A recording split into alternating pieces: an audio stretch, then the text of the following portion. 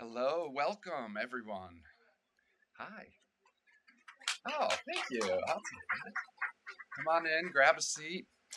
Good evening. My name is Jesse Morandi, and I'm the director of the Digital Humanities and Digital Exhibitions Department here at Bard Graduate Center. In an institution that is dedicated to innovation and innovative ways of thinking about decorative arts, design, history, and material culture, my department focuses on leveraging emerging digital tools and methodologies to support the creation, investigation, and public dissemination of new modes of scholarship. Whether in the classroom or in exhibition space, we embrace the potential the digital tools hold for expanding perspectives and pathways of investigation, for forging new collaborations and experiences, and for making visible the histories and people connected to the objects we research and interact with every day. It is also through this work that we hope to create opportunities for discovery, experimentation, inspiration, and maybe, just maybe, a little bit of magic. So it is with that sentiment in mind that I am so incredibly excited to welcome Beatrice Glow to the Bard Graduate Center.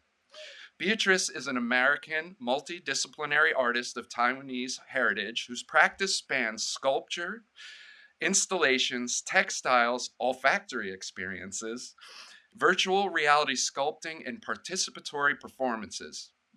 Bridging both public history with just futures, she questions historical forms of visual and material culture, often in collaboration with indigenous culture bearers, researchers, and museums, in order to reinterpret historic collections through contemporary and community based lenses. So I first encountered Beatrice's work through her exhibition When Our Rivers Meet at New York Historical last year, which she developed with the curator of material culture at the museum and BGC alumni, Rebecca Klassen. Hi, Rebecca. Responding to archival research done with the museum's holdings, Glow created objects that blended digital processes such as virtual reality sculpting and 3D printing. And if you don't have any idea what that means, you'll learn more about it, so stay tuned. With meticulous handcrafting. It was an exhibition that integrated the physical and digital in a manner that I had never encountered before, one that amplified the complexities of objects in both worlds and that challenged and even subverted her audience's interpretive practices. Tonight, we'll hear more about this exhibition and experience Glow's current work in progress, Gilt, a performance installation imagined as a speculative auction. So please join me now in welcoming Beatrice Glow.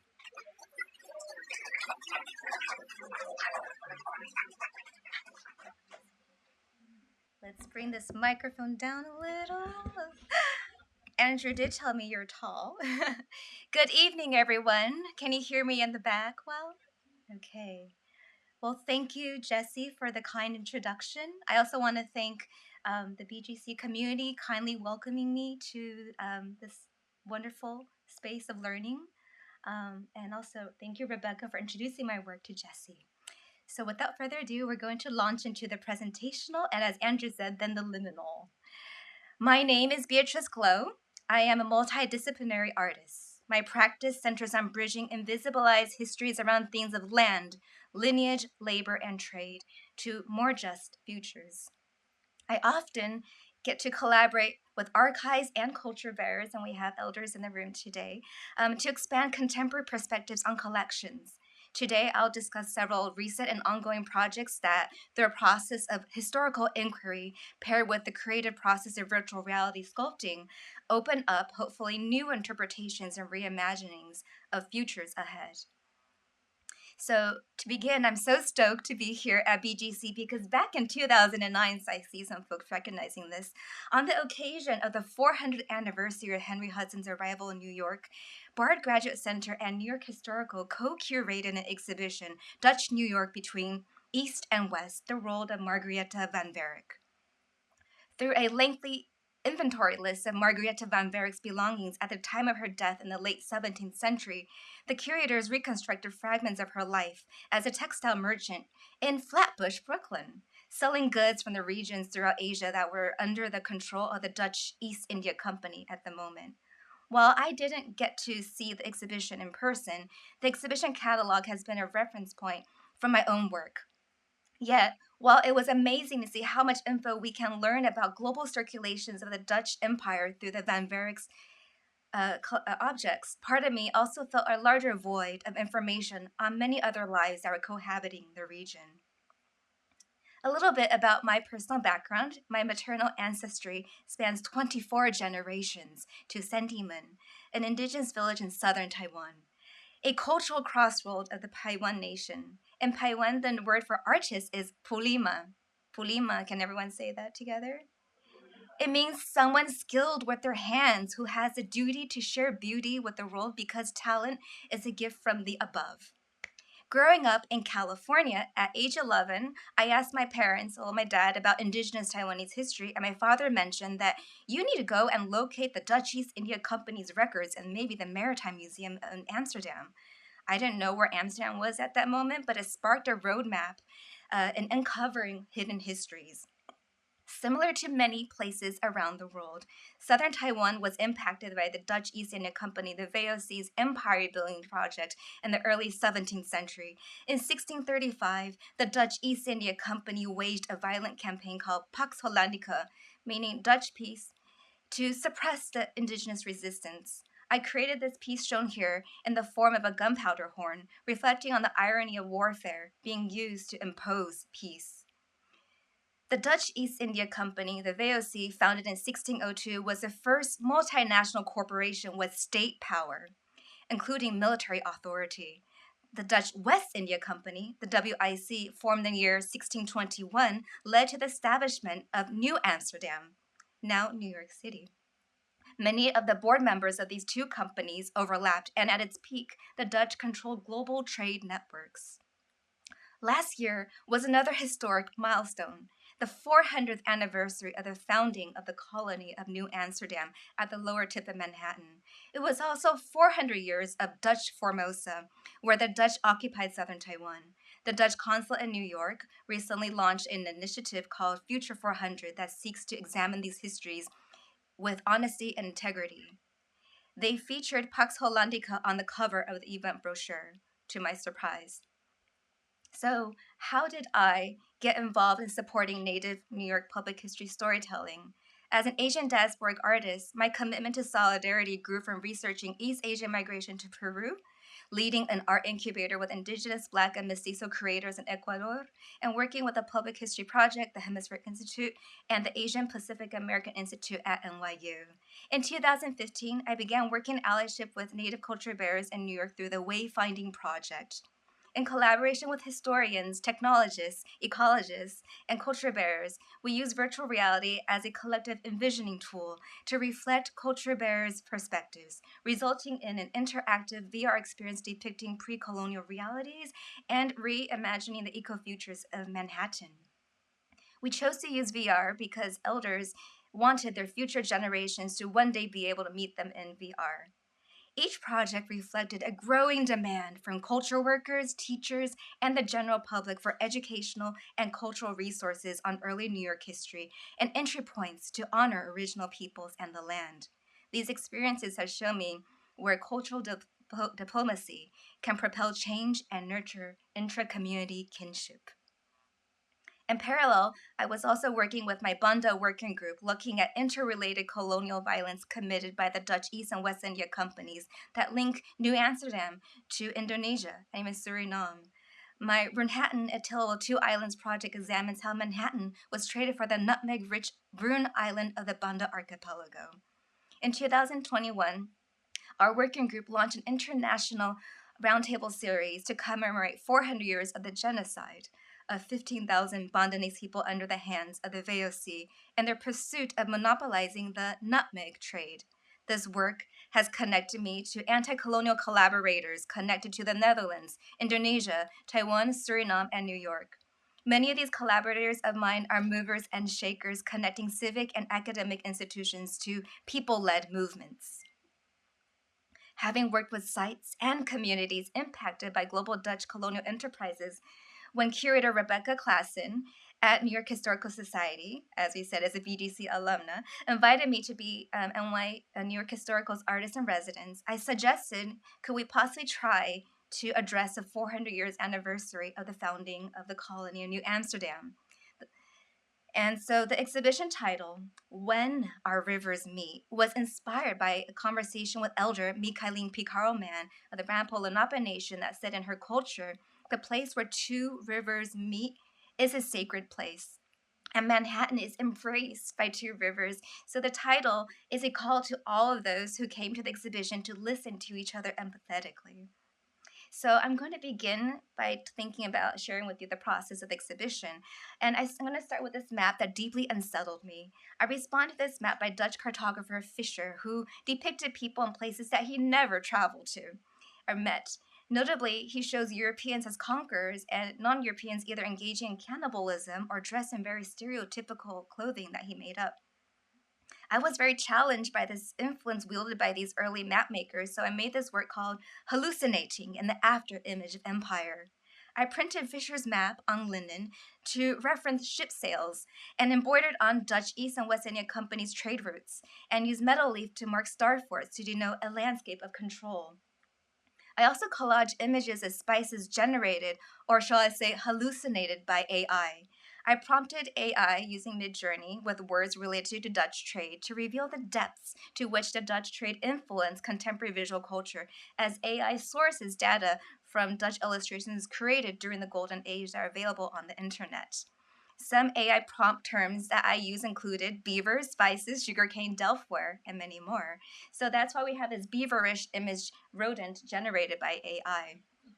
The term hallucination here references how AI often fabricates images and presents them as factual, even though many of the generated images are approximative, similar to the many illustrations of non European flora, fauna, and people that were generated and widely circulated by the early map makers of the early modern period. One of the exhibition cases focuses on global trade and its impact. There is this print in there by Willem Blau, one of the official VOC cartographers, that sets the stage, a political theater represented by the four continents' female allegorical figures, where Europe, Asia, Africa, and America are represented on a high social hierarchy. Blau also created some of the first globes that, while beautiful objects, are symbols of domination, power, and conquest. So I reinterpreted Blau's celestial and terrestrial globes into sugar and spice bowls, and they actually open and close to reflect on patterns of power in search for resources since the age of, quote, exploration. Furthermore, the gold is not real gold, but a composite metal leaf called Dutch gold, which is a bastardization of Deutsch gold. It mimics gold and is a commentary on the Dutch Golden Age and the layers behind what first meets the eye. The case also shows a real nutmeg and mace from the Banda Islands to remind visitors that Henry Hudson accidentally arrived in Manhattan in search of Asia's spices. I also interpreted a Tiffany bonbon server in New York Historical's collection as a Dutch West India Company bonbon server with tobacco leaf motifs to tie together ideas of commodities in a Dutch trade such as sugar, tobacco, gold, and cacao.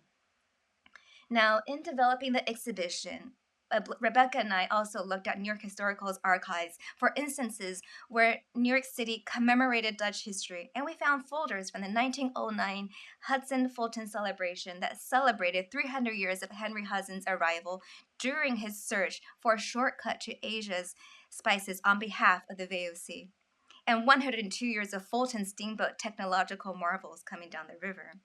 It was a 2 week extravaganza with 54 parade floats and fireworks throughout the skies, and it was all throughout the state of New York. It was meant to indoctrinate new immigrants about American history. It was a what I like to call an imperialist didactic theater. History was framed through four periods in this parade. It was the Indian, Dutch, English, and the US modern periods. Obviously, this is problematic and insulting to Native peoples for past tensing Native existence. Furthermore, the people shown here are in red face. Another example was this float design titled First Vessel Built in Manhattan, which dismisses the long standing canoe cultures along the eastern seaboard.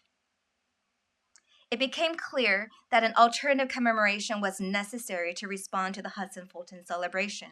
I wanted to also play with the word parade, which in French, parade, also means to block, to ward off, to parry as a counter move in sports. It also means to answer evasively, elegantly, and gracefully. So I showed archival materials to 9 local and global culture bearers whose heritages were impacted by Dutch colonialism to think together on how we could tell a fuller story together. Following many listening sessions to each culture bearer while examining archives, I used virtual reality sculpting, a process where I kind of describe as using digital clay to render sculptures or 3D models that reflect each person's vision. There were many back and forths and drafts to ensure that consent is baked into the process and that I accurately represented our shared visions. So, for example, I got to have the pleasure and honor of sculpting Teresa Vega, who's here in the front row's ancestors and portraits, and she signed off on it. We envision a future parade, right, that celebrates empathy, reciprocity, and shared existences. And then I then 3D printed the objects, followed by a very, very intensive process of polishing, sanding, painting, building, and metal leafing. Hence, I don't really have a lot of fingerprints left. So I'm going to fast forward because I want to show you the result was this wavy-like vitrine of small but powerful parade float maquettes representing our alternative commemoration. The first float was made with Brent Stonefish, whose family traces to Upper Manhattan, yet now reside in Ontario, Canada, following centuries of forced migrations and enduring massacres. We imagine an alternative timeline, asking if the Dutch and the Lenape had cooperated, what type of world would we live in now? Brent wanted me to make a new seal for Manhattan that uses the original name Mannahattanan. Can we say that together? Mannahattanan. Thank you. This is a term used by the sole surviving first language speaker of his community, Auntie Diane Snake. He wanted me to change the way the current seal focuses on 2 stiff men, a Dutch and a Lenape, flanking a windmill and beavers in reference to the fur trade. Lenape culture, Brent says, is matriarchal, so he asked me to replace the men with women. Those he wanted to show the women who have the power to give life and how they're teaching children to respect the tree of life. The seal is also sitting on top of a turtle in reference to the idea that North America is also called Turtle Island, and that given Manhattan was a point of first contact with the Dutch, it's a baby turtle. So we're on the baby turtle's back right now.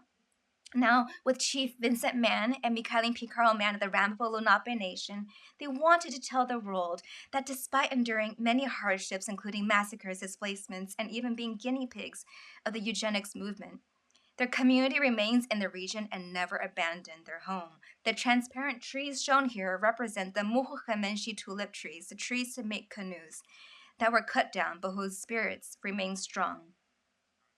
During their residency, we also explored New York Historical's collection of allegorical depictions of the 4 continents. The female personifications of America, Europe, Africa, and Asia appeared in an array of media in Europe from the 1570s onward. These images often imply hierarchy, with Europe portrayed as queenly and victorious, often dominating animals. They also perpetuated negative stereotypes and exoticized non-Europeans, although unevenly. For example, Asia is dressed in luxuriously decadent fabrics, always holding incense and riding a camel. Africa is shown undressed, riding an alligator. America is also shown undressed, holding a bow and arrow, riding an armadillo. The title of the print on the right translates into America groans in distress.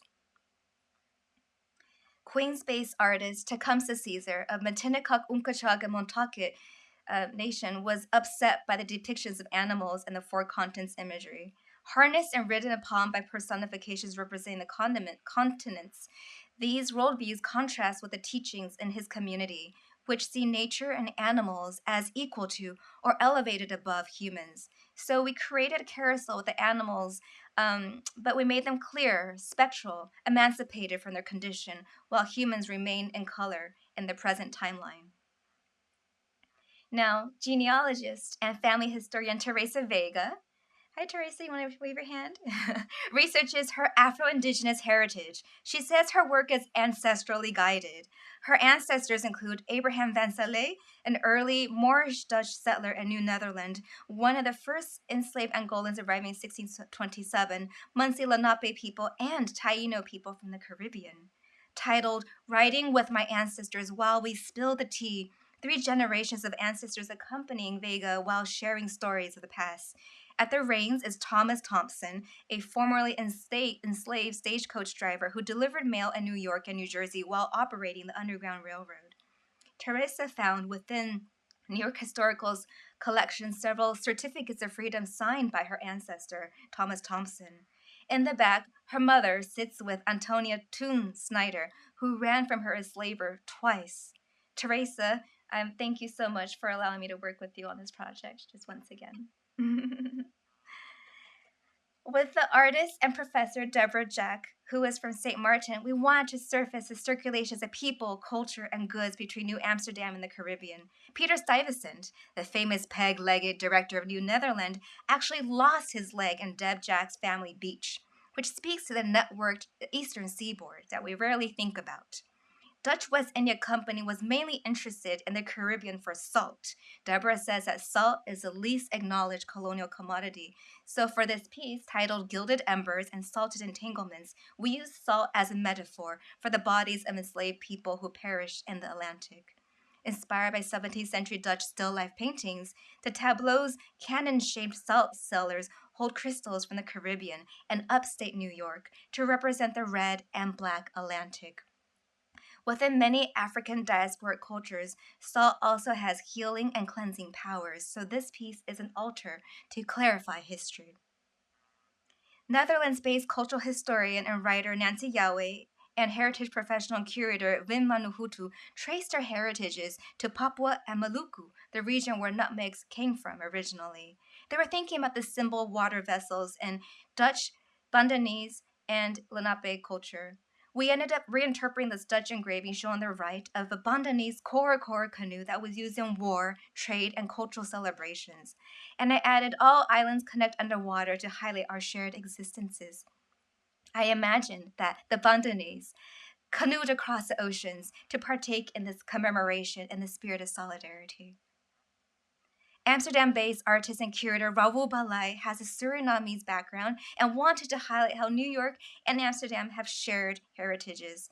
Emerging through the arc are two under-recognized early settlers of New York who are of mixed race lineages. Anthony Van Sallee is Moorish Dutch and settled in Brooklyn. Juan Rodriguez worked for the West India Company and came to Santo Domingo and was possibly of Portuguese and West African descent.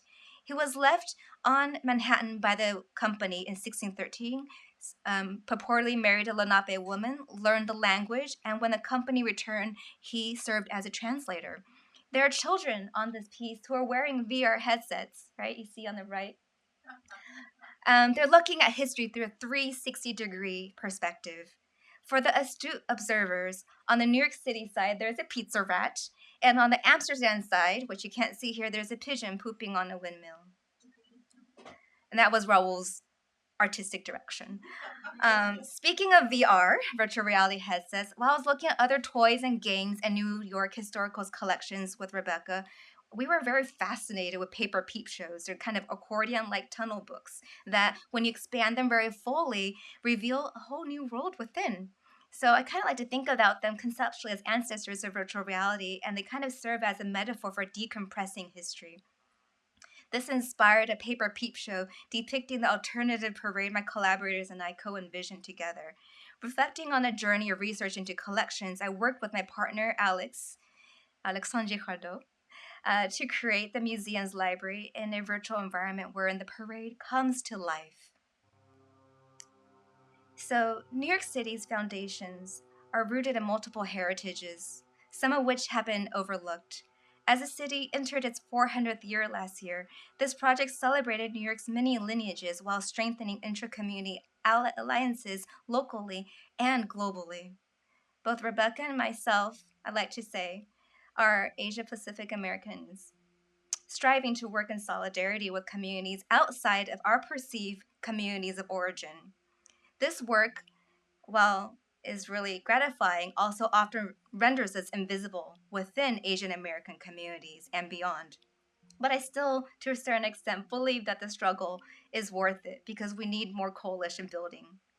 The subtext of this alliance intends to disrupt the scarcity mindset and centuries old historical patterns wherein Asians have been instrumentalized as a racial buffer group in opposition to natives and blacks throughout the Americas. By centering allyship and amplifying narratives about survivance and solidarity through oral and archival family histories, the Parade for All opened up accessible stories that hopefully moves us toward more historically informed futures.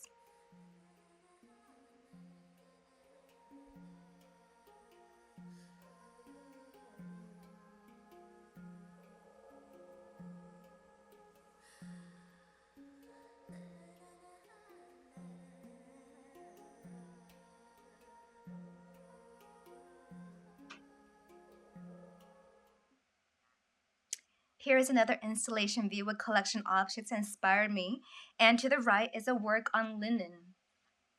In the spirit of healing, this piece takes a puzzle called A Dissected Map of the US, where the puzzle box cover showed an Auntie Sam figure teaching a Native woman about the new American geography. Rebecca and I pieced together the puzzle and found that there was a road map on the other side. Surprise! So Rebecca ordered a high-res photo of the puzzle, and I printed it on linen and used suture stitching and painted the cracks in the map with the kintsugi-inspired method. Kintsugi is a Japanese art form of repairing broken ceramics with gold and lacquer. This vision of unrolling through bridging and reparative processes is our collective responsibility. A lot of storytelling is about transmitting ideologies to future generations. So I made baby rattles that play with civic symbols as well as symbols held by the four continent allegorical figures.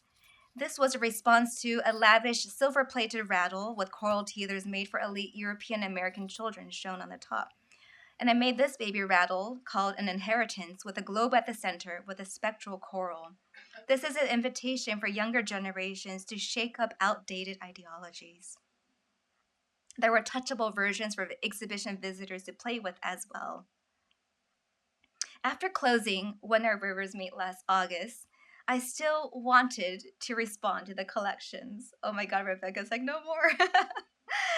On my mind was this late 19th century French print that names Oceania as the fifth part of the world. As Europeans' knowledge of geography expanded, artists adapted personifications of the continents to different cultural agendas. Drawing from this visual history that has and continues to shape human nature and hegemonic relations, and thinking about how children responded enthusiastically to the carousel parade float maquette that I did with Tecumseh Caesar, I knew that the liberated spectral animals had a mission. This mission became very clear when ICA San Diego commissioned me to create a mobile teaching object that complements California's school curriculum. Since this program began 10 years ago, teaching artists have brought art education to over 50,000 underserved kids. With my partner Alex, we created a large board game called Finding Magic Turtle, Unpacking the Four Continents. Everything packs neatly into a custom made wooden trunk. The contents include the animals of the four continents as game pieces, as well as reproductions of historic prints, trivia game cards, a reference packet, and even a spinning wheel. The story goes like this. One night, all the four continent animals woke up, drenched in sweat, unable to sleep. Turns out the AC was broken. There were loud clings and clangs coming from the machine. They were all so tired, but they just couldn't find sleep. In a massive group text around the world, they learned from the elephant's aunts, cousins, neighbors that their friend, Magic Turtle, who lives far away this place, they think it's called Oceania, knows a thing or two about how to fix the AC. So they all embark on a journey to find Magic Turtle. By engaging in a conversational trivia game, the animals sail on outrigger canoes, wayfinding from island to island, searching for magic turtle. Along the way, they learn about dispelling cultural myths about the Sea of Islands, learn about contemporary cultural perspectives, develop more care and understanding about ecological realities of life in Oceania, and how islanders are actively protecting the environment in face of rising sea levels. The game is non competitive and rewards kids to be collaborative and build on each other's knowledge. They eventually arrive and find Magic Turtle near the Marshall Islands, but only get to hear Magic Turtle's encouraging message after everyone has arrived. We just made this game and are very curious how it's going to play out in the classroom context, but we're very excited to keep on building upon this and support more positive learning and relating experiences. We recently got to speak with an educational counselor professional who's told us that this was great because if kids, in her opinion, could learn more correct values and receive guidance about collaboration early on, we as a society would suffer from less mental health challenges, which was very encouraging to us to continue along this road. The journey to bring the four continent animals to get to know a bit more about Oceania is also a result of another older body of work that my friend and olfactory scholar Professor Sean Xu has referred to as the botanical intimacies of empire, an homage to Lisa Lowe's Intimacies of the Four Continents in 2017. For the past decade, I've been looking at stories of environmental extraction, the colonial experience, through the social history of plants, with a focus on nutmeg, mace, and tobacco. I was asking how is it that the taste for aromatic spices spiraled into global trade networks, motivated the colonization of countless lands and the discovery of the Americas? Are Magellan, Columbus, Hudson, and Raffles spice hunters or great explorers? What does colonialism smell like? This led to an installation at Remerica Parfumeur, a fake perfume boutique in a Chilean shopping mall that engaged the viewers through sight and smell to look at the social history of plants. America is a play on aroma and America, and parfuma means perfumer, or breaks down into parfum, through the smoke. Through the smoke lies the origins of America, as native people of Hispaniola gave Columbus tobacco gifts. I intervene in decorative art forms by layering on archival images to reveal the impacts of unresolved historical trauma, whose open wounds are repackaged as hauntingly manicured luxury. I invite viewers to draw connections between the aesthetics of colonial desire, the exploitative global trade histories that have shaped our interwoven social, economic, and environmental challenges. In 2017, I was invited to exhibit at the Jamesby Duke House, a millionaire row mansion in Manhattan's Upper East Side across the park. It is also the former family home of Doris Duke and the Institute of Fine Arts NYU. This mansion was built from the revenue of the American Tobacco Company. I exhibited a series of digital prints on mock silk that each tell a social history of a plant that transformed the world. This piece shown here is tobacco, where a red-faced pinup irreverently blows tobacco smoke at ships filled with enslaved people and reference to the horrors of the transatlantic space. This piece is called Banda Island's Archipelago, Nutmegs and Cloves, in the mansion's smoking room. Following the exhibition and the house that rose from smoke, I spent a lot of time trying to grasp smoke. I researched at the Smithsonian Institution looking at the visual culture of tobacco smoke as a sacred medium, a luxury item, as well as heteropatriarchal puffs in the smoking rooms where decisions were made by a few elites. A widely misunderstood plant, tobacco is a sacred Native American plant that, upon commodification, motivated the English to finance a floundering English colony of Jamestown. This set forth a violent chain of events, including dispossession of native peoples, the creation of a nightmarishly successful plantation economy that was powered by enslaved people and enriched a few merchants and planters. Rising smoke, once a line of communication to the creator, ironically became interwoven fibers of an inequitable global economy. This is a $2 bill in the Smithsonian National Numismatic Collection and shows Sir Walter Raleigh showing the English court how to smoke. It's quite the IPO launch of its day. Gold and silk smoke interwove a global market as tobacco was used for trade across ports to purchase luxury products and fellow humans. It also inspired decorative art forms. Through inhalation, people exchanged with the sacred Native American plant intimately across vast distances. I found very telling Euro-American snuff boxes with blackamoors, using anonymized and stereotyped black bodies in decorative and subservient ways that, borrowing from Dr. Anne Lin Chang's word, ornamentalizing them in ambiguous Asian black indigenous styling. Using tobacco revenue from enslaved labor and native land, colonial elites in America purchased luxurious objects from Asia, including silk, hookah pipe, and fine porcelain. This piece is titled Colonial Desire and is in part inspired by George Washington's shopping list for his, quote, Chinaman, who was not Chinese, but procured these objects for him. This process of looking at many collections opened my eyes to many forms of polymorphous emissions, including the usage of smoke in rituals and worship, as well as the gunpowder that transformed military tactics, the steam, vapor, and coal factory smokestacks, greenhouse gas emissions, the smokeless smoke of vapes, vaporless digital clouds, bombings that replaced peace pipes, pepper spray attacking peaceful protesters and migrants, miasmatic smoke and mirrors, are nebulous present. From there, I started my work of interpreting and breathing new meaning into collections, as many cultural institutions grappled with questions of relevance and inclusivity. This is an installation shot of my exhibition, Once the Smoke Clears at Baltimore Museum of Art, curated by Sarah Cho. These pieces shown in the middle were inspired by historic urn-like tobacco jars that were once used to store tobacco. The series is titled Ashes to Ashes and references both the jars and the literal morbidity of the history of this plant and the toxicity has come to represent under colonial commerce.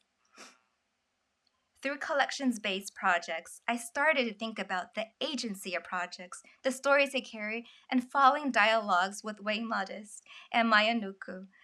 The importance of not putting a burden on objects asked them to perform historical and or institutional guilt, especially when it comes to the questions of rematriation. Many of the decorative art objects that I reinterpret are luxurious objects with darker backstories. I'm attracted to and repulsed by them. I'm guilty of liking guilt. From that arose my work in progress, Gilt, a performance installation imagined as a speculative auction whose hauntingly luxurious collectibles reveal cascading impacts of colonial violence and environmental extraction. It also has an accompanying mock auction catalog co-developed with researcher, writer, and art historian Jong-Ah Kim in the room with us today. It is a repository of ideas about objects I've seen in private and public collections. By printing digital files of tobacco paraphernalia into physical existence, in a way, solidifies conceptual ethers into this physical reality. It's also about spectacles, facades, veneers, surfaces, and fakes. It is also about blurring fact and fiction for collective reflection.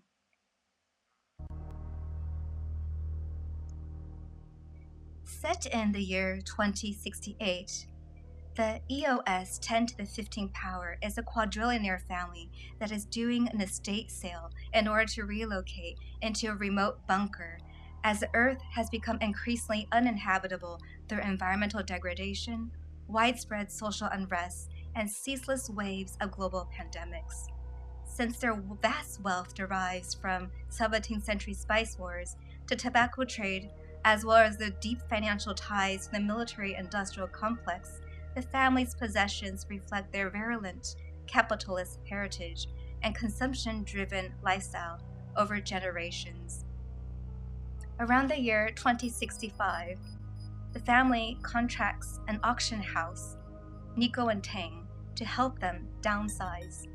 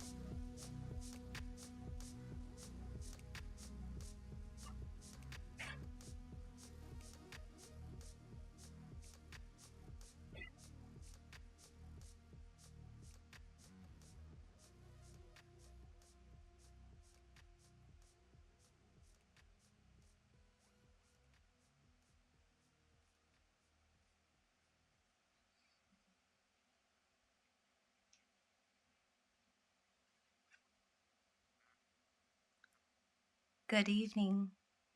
I'm the auctioneer, the specialist, and the artist. Can you hear me in the back? Welcome, please come in.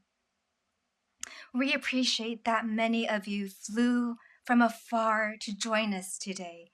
So, as a courtesy, we are offering complimentary refreshments at the conclusion of this evening's program, as well as valet jet parking and Nico and Tan's private hangar.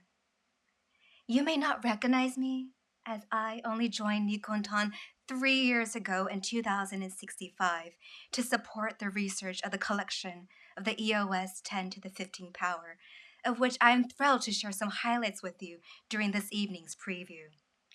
Be sure to refer to Nikontan's latest auction catalog for this fall 2068 September evening sale. We hope following this preview, you will choose to include us in your September itinerary.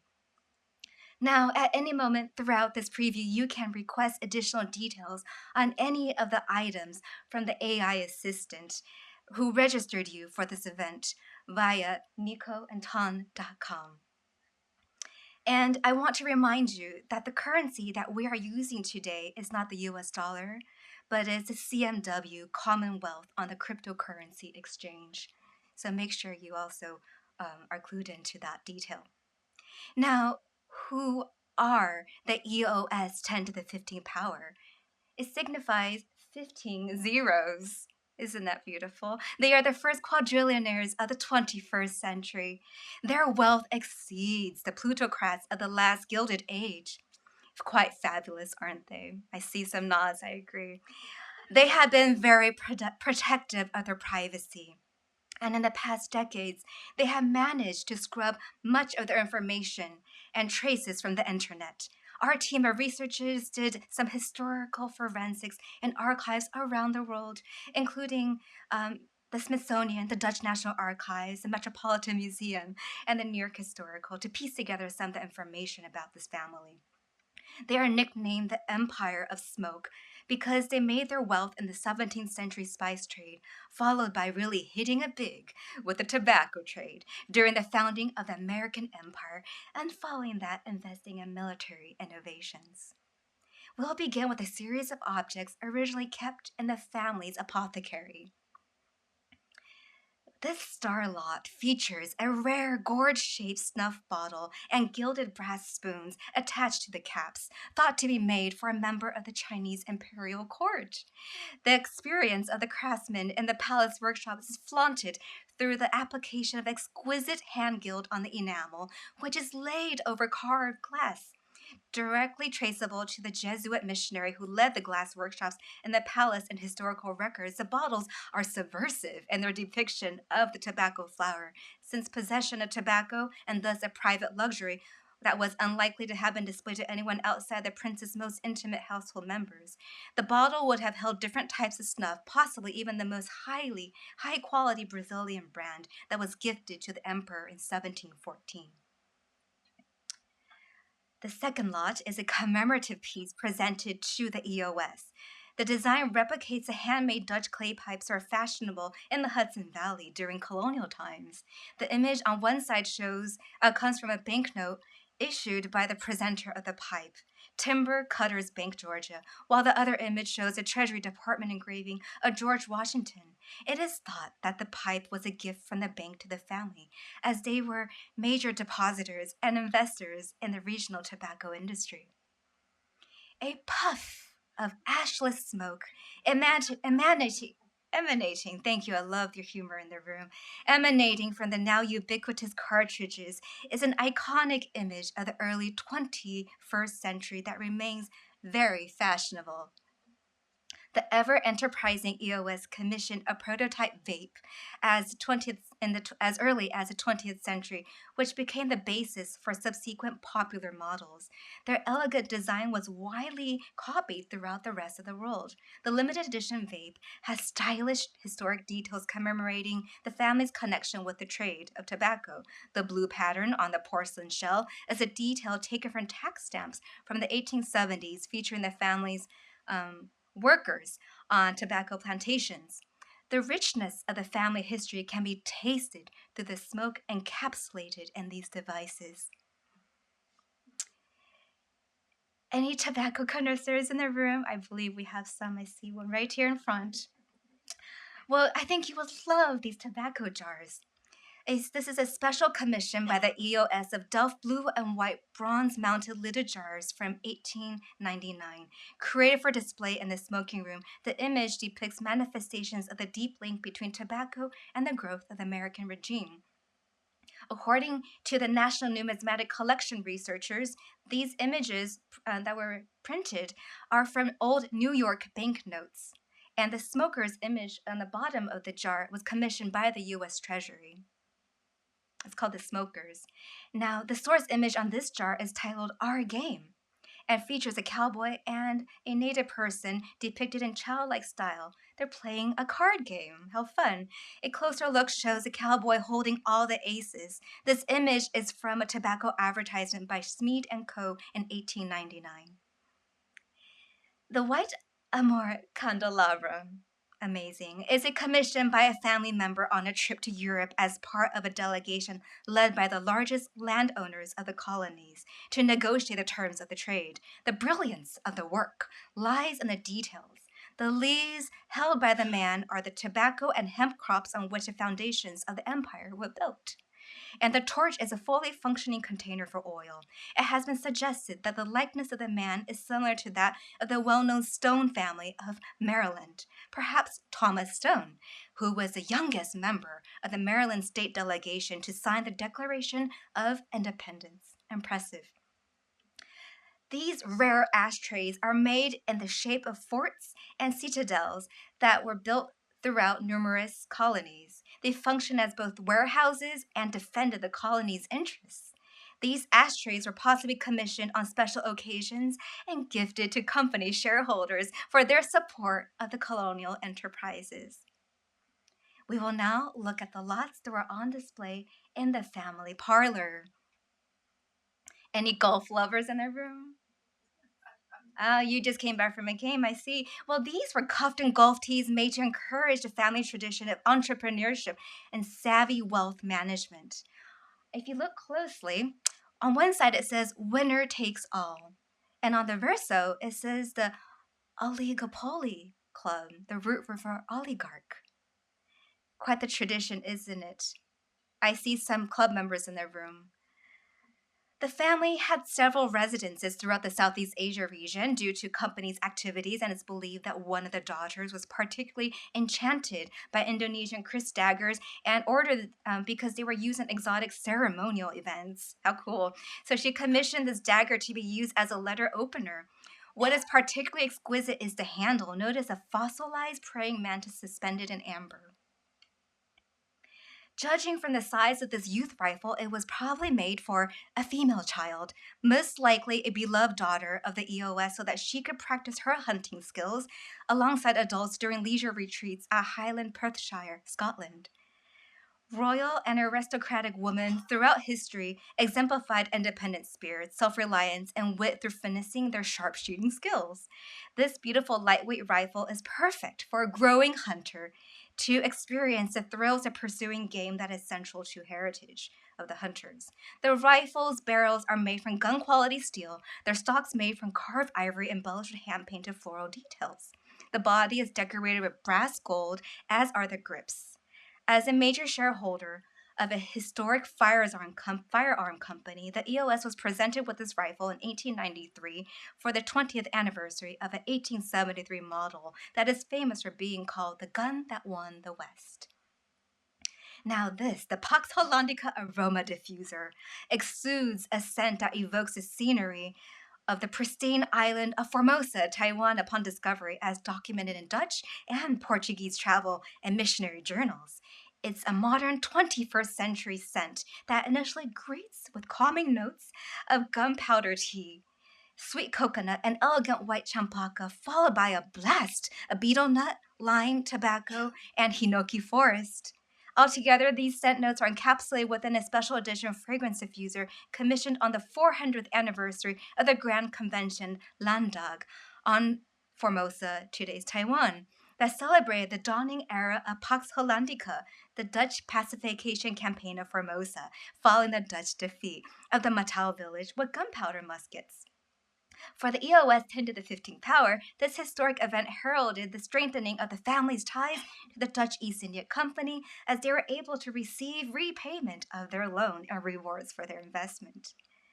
Deeply inspired by her own family history, around 2045, one of the heiresses commissioned a series of silk garments that included this heirloom as a detail. Here it is in the heiress's entertaining salon. The collection of haute couture garments in this section represents a fraction of the exciting styles in the wardrobes of an EOS heiress who was a well-known influencer and fashion maven.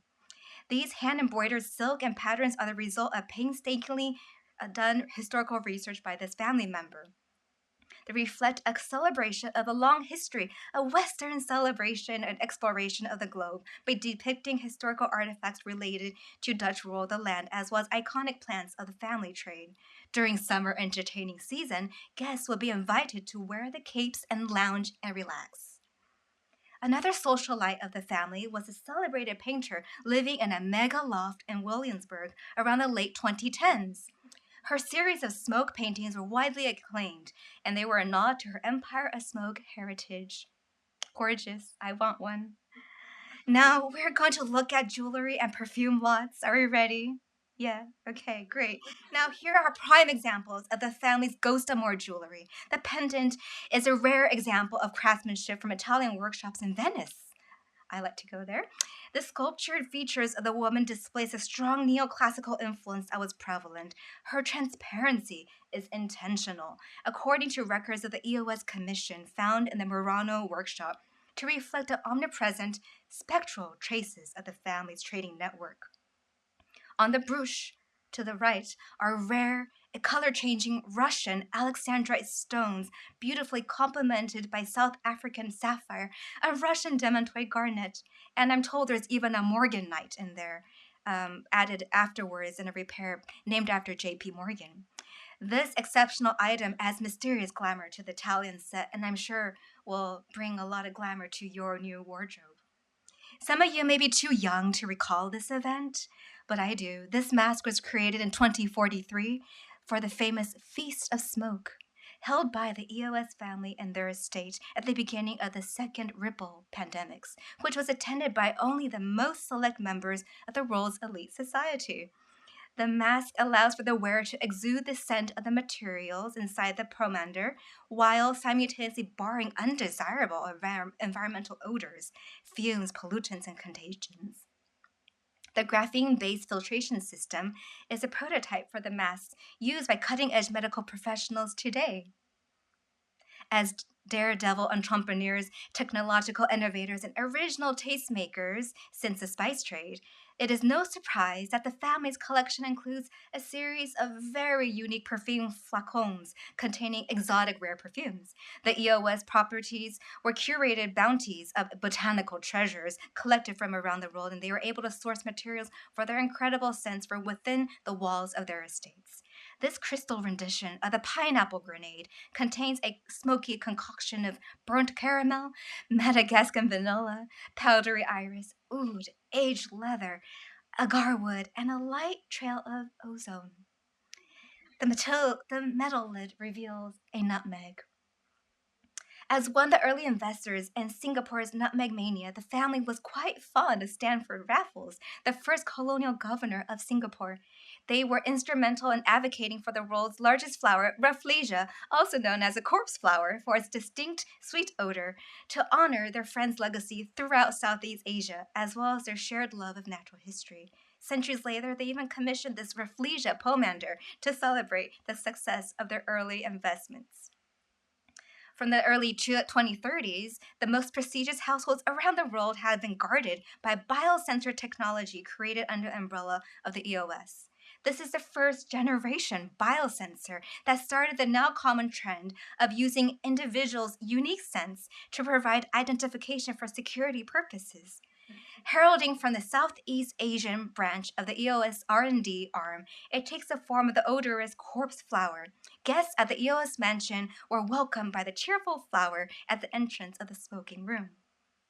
Guests to the EOS home may have also played with this golden parachute, a custom piece imported from Kyoto, Japan. The silk parachute is embroidered with Kyoto Nishinjin 18-karat gold leaf thread. EOS children would take turns holding the corners of the parachute, tossing a golden ball into the air and have it roll around. The tobacco flower motif decoration is a nod to the Chinese characters used to describe tobacco smoke, Jingsiyan golden silk smoke.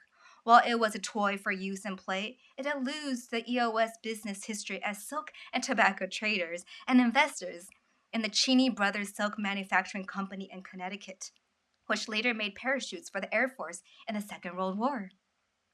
Here's a detail of the silk parachute, and you can take a look later as well at the sampler. The final lot now, are we ready for this, is a spare luxury bunker, the dreams, at an undisclosed location. Built in 2038, it boasts 14 levels of spacious living and entertaining quarters. The property boasts of state-of-the-art robot-operated medical spas, indoor farms, innovative smart appliances, heated indoor pools, and jet ski simulators will ensure an entertaining and comfortable stay. Food and water reservoirs with reverse osmosis mechanisms can sustain a family and staff of 25 or so for about 5 years. If interested, please inquire Nikon Time's AI assistant for more information or if you'd like to book a viewing. This concludes this evening's preview. You can see many more lots in the catalog, and some of the lots are also on display to my left today.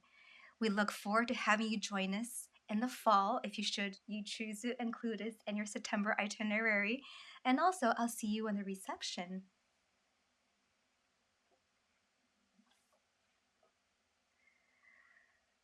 Okay. Thank you, BGC, for inviting me to workshop this project. I want to thank Janelle for performing last minute, dressing me. I want to thank Andrew for making me be a little more brave and theatrical and try out this little catwalk. Now I want to do many of the installation shots I showed were taken during a residency in St. Joseph's Art Foundation in San Francisco. While the first 50 or so objects I made were more historically grounded, coming up next, I think things will get a little bit more futuristic and take a different tone. I'd like to bring this immersive performance installation to life. So if anyone has leads about spaces and venues, please get in touch. Now, we are in a time where public history is endangered. How can speculative fiction help resist historical amnesia? I don't want to make dystopic and absurdist objects for the next 4 years. By working in community, believing in the possibilities of our future generations, my collaborators and I are thinking about Gilt as a way to gamble and imagine a future vision that we want to all thrive in. I end with this image, also one that I got to study with Rebecca at New York Historical. It's a jester whose scepter says, "Vanity of vanities, all is vanity." In the tradition of Vanitas, it is laughing at humanity's short-sightedness, asking us to examine our very own limitations. I think of the artists who made this image many centuries ago and wonder if I can summon the same courage and wit. Thank you. I look forward to feedback, questions, maybe some provocations, and workshopping all these questions together. Thanks.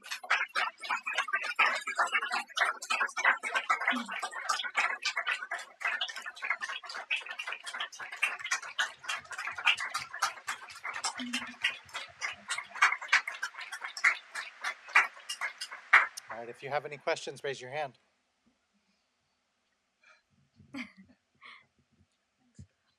I guess I'm just curious, what draws you to the VR sculpting as opposed to other, like, ways of 3D modeling?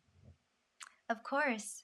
Well, I have to say that first, I was always growing up doing drawings, and I was very scared of sculpting. I was always impressed by people who are very good at like working in wood shop or ceramics. But then my partner, who was a VR technologist and creative person, got me into it. And I realized I can make almost any idea I have come to life with it. Then I realized that it's also a really adaptive tool where I can quickly take an idea, create a prototype, and share it with collaborators and get feedback and alter it.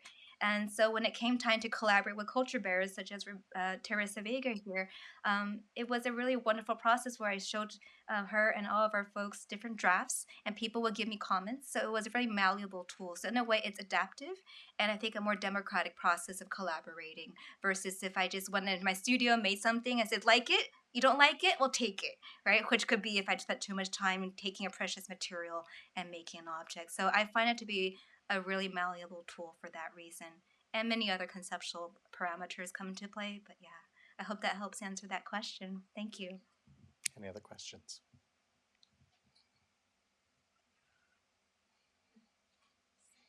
Thank you. Hi, I really loved your performance and especially the video leading into the performance. I was curious as how sound and video affect your work and how sort of the soundscape of these imagined worlds, how you sort of come up with those or grapple with those. I love your question, and I don't have the best answer because I am actually a tone deaf person. I want to acknowledge I didn't get to do that, but I have really amazing artist friends in my life. So the first video that you saw that had the parade that was with an artist called Pauchi Sasaki, when I've been friends with for over 20 some years, and she makes scores for films, and so she always gives me free reign to work with what I see fit with a lot of trust. So sometimes it just comes with making images and then editing while you're playing the music and letting them dance together. I don't really have a methodology in that sense. Now, the second one that you mentioned, that where I transitioned into this new character, it's by this really amazing French artist based in Montreal, Canada. This is a town of music. His name is Mourad Benasser. He's also an amazing music producer and curator, and he's also a long-term friend of Alex and I. And he also looked at some of our videos and gave us some to select from, and then we played with different snippets with trust. So it's a lot of it's about collaboration. That I have a shortcoming. I'm not musical. Only recent years I can sing some songs that I from my memory, but other than that, I can't play. But I have wonderful collaborators who each come in and share generously, and we build together. So it's really about the shape of collaboration. Yeah, thank you. Any other questions? Then please join me in thanking Beatrice Glow. Thank you.